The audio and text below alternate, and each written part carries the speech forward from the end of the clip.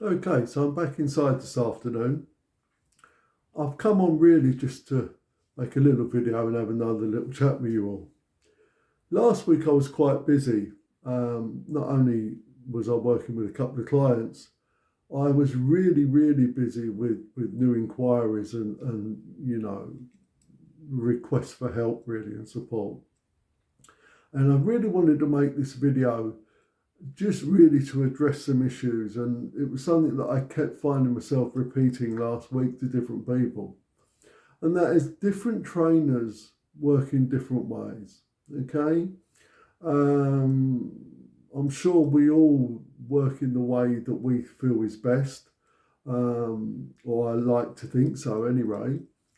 But I do believe that I work slightly different to what I've seen being really promoted quite heavily lately. So quite often you'll find trainers that are all too willing to, in effect, train your dog for you or seemingly train your dog for you. And I have addressed this before in a previous video about loose lead walking. And it's something that I'm seeing a lot lately popping up on my socials, certainly, is people are offering, in effect, to collect your dog and do an intensive half a day or a full day's training with your dog and then deliver your dog back to you as if it's been programmed to carry out these new behaviours. Now, I'm not saying that that can't be successful for some, and I'm not saying those trainers that offer that are necessarily doing the wrong thing, but it's just not what I believe. Okay? And the reason for that is it really just dismisses, it doesn't take into account one vital element of dog training and dog ownership, in my opinion, and that is your relationship with your dog. Okay? Now, quite often, there's a lot of talk about reinforcement history. A lot of people understand that now, particularly if they've done a little bit of research here and there. But what's never spoken about is relationship history. Okay?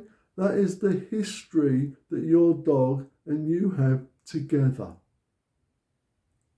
And we really can't just dismiss this. Your relationship history plays a big part in why your dog behaves the way it does for you. It really is as simple as that. It's no good me picking up your dog, training it to perform a loose lead walk, for argument's sake, for me, hand the dog back to you, okay?